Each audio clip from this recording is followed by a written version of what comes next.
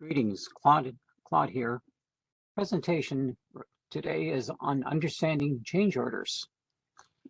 If we take a look at change order, as the name implies, refers to a change in the project work. Typically, it is defined as a written order to the contractor, generally signed by the owner and the architect and/or engineer. Changes in the work are defined as modifications to a construction contract. Changes happen, and often it's part of many construction projects dealing with the unforeseen. Perhaps moving a door, deleting a window, moving a wall, or changing a room size are all parts or possibilities within a change order. During the construction period, changes like this are best accomplished by written order, by a formal change order, or perhaps by a change directive. Let's take a look and understand about what change orders are all about.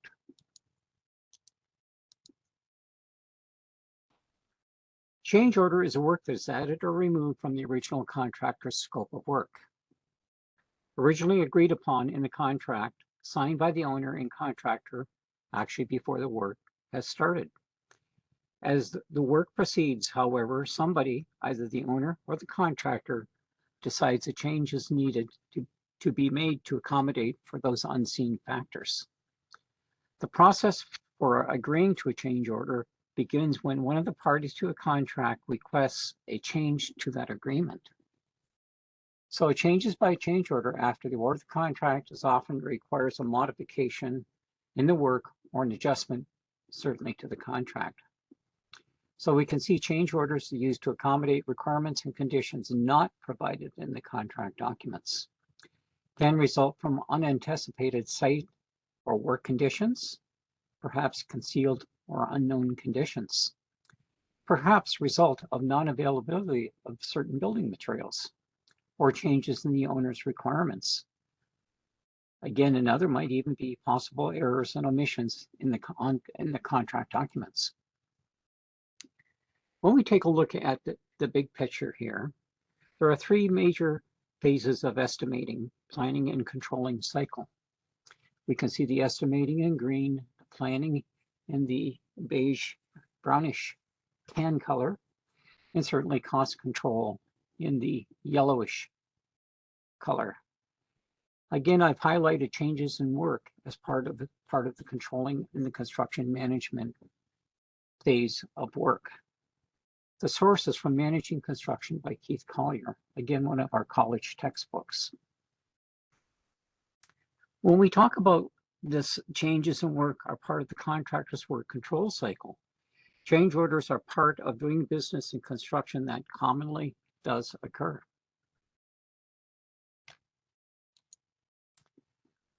So types of change orders. There are four types of construction change orders, sometimes simply called COs. A lump sum CO, a lump sum change order when a defined change in the scope can be quantified and a firm price developed. A zero cost change order. The zero cost change order does not alter the contracted price for the project. Time and material change order used when the full cost of the changes in scope cannot be determined. In other words, it's based on time and material. And then unitary costs, based on values listed in a unitary cost schedule. So depending on the contract, these different types and certain conditions will apply and impact how change orders must be handled. This slide depicts the most common types, and a brief comment is noted regarding what each type is all about. So what about the impact of change orders? If we review and consideration of a proposed change must be reviewed and decided if the change will involve what type of impact it will have on the overall project. The work and cost must be mutually agreed upon prior to the work required to actually be performed when the change actually take place. So we can see that it can increase or may credit the requested change in the contract work. It must be clearly stated and detailed. A cost must be adjusted for the changes, either positive or negative. Price adjustments must be agreed upon before actually doing the work. and it must be mutually agreed upon by the contractor and the owner, or with the owner's representative. Once a change order is agreed upon, it becomes a contract modification. It may impact costs, time, or possibly additional work, or perhaps all of these.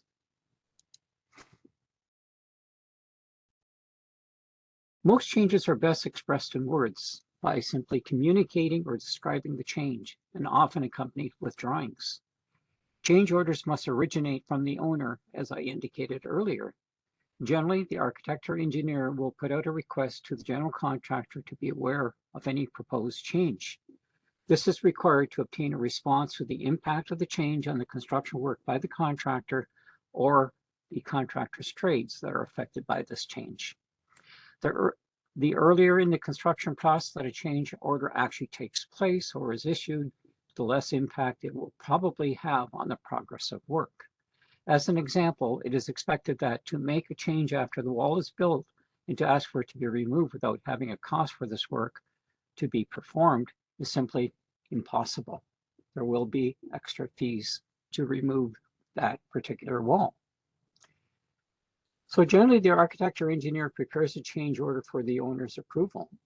Written documents are the means for communicating this, so the best way of doing this is in writing and with detailed instructions or with a drawing if so is required.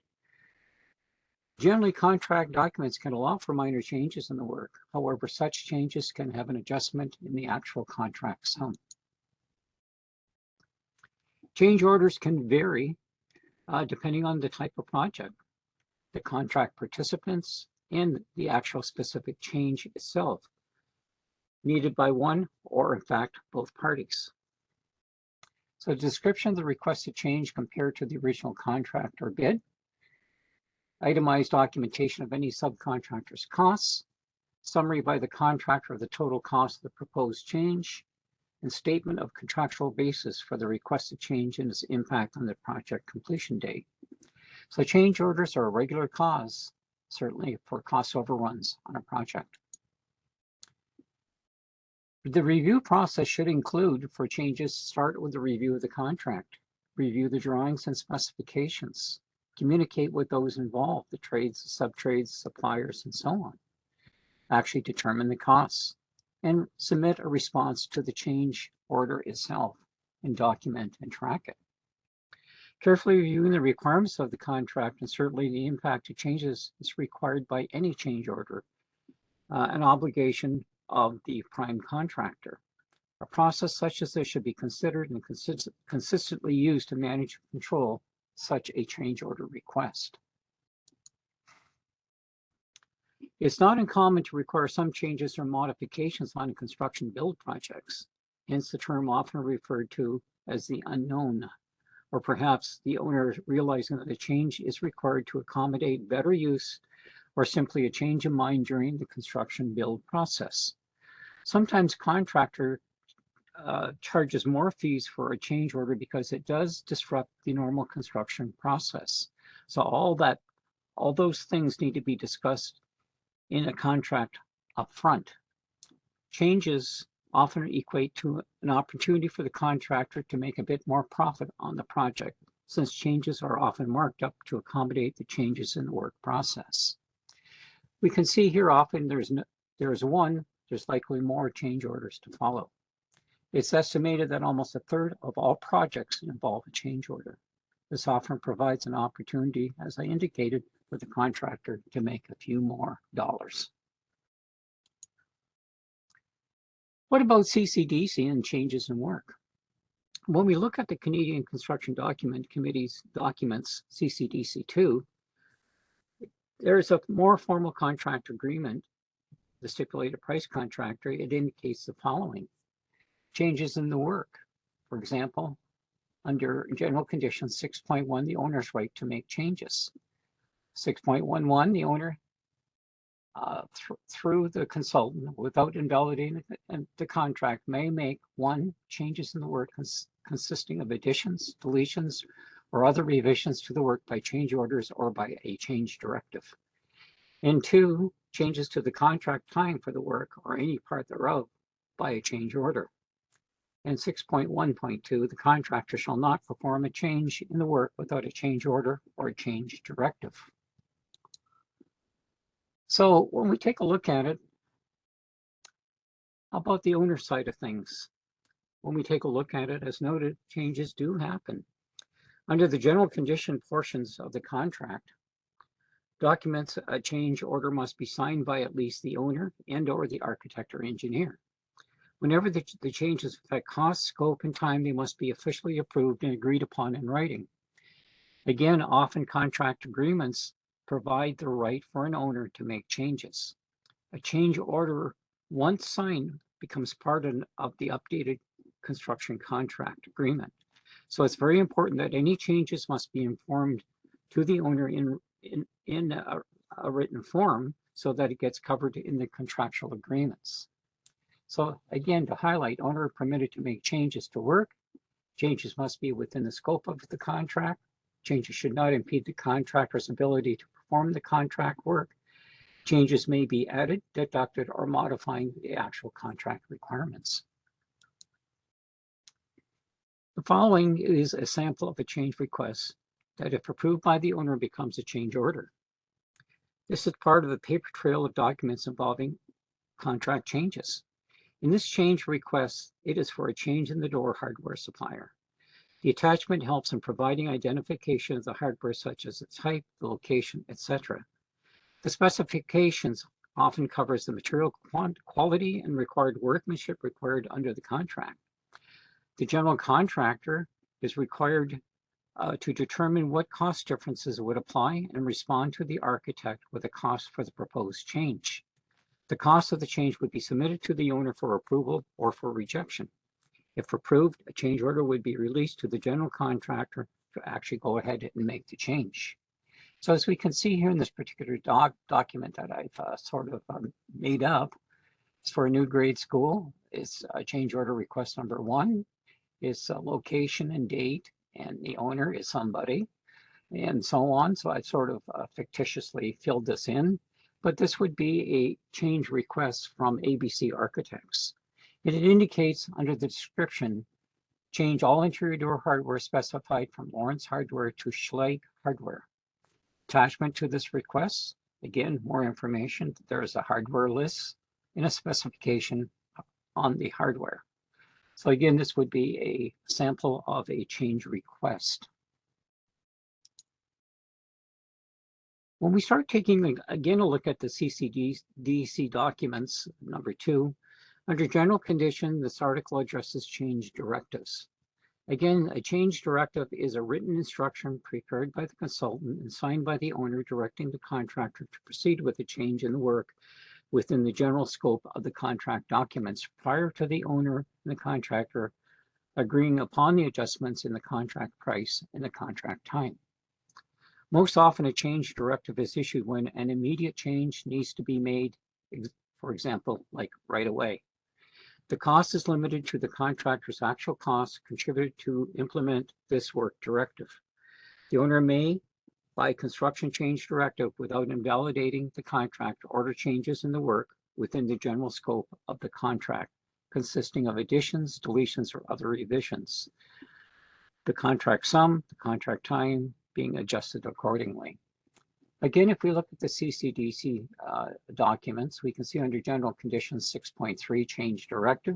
It specifies 6.3.1 if the owner requires the contractor proceed with a change in the work prior to the owner and the contractor agreeing upon the corresponding adjustment in the contract price and contract time, the owner through the consultant shall issue a change directive.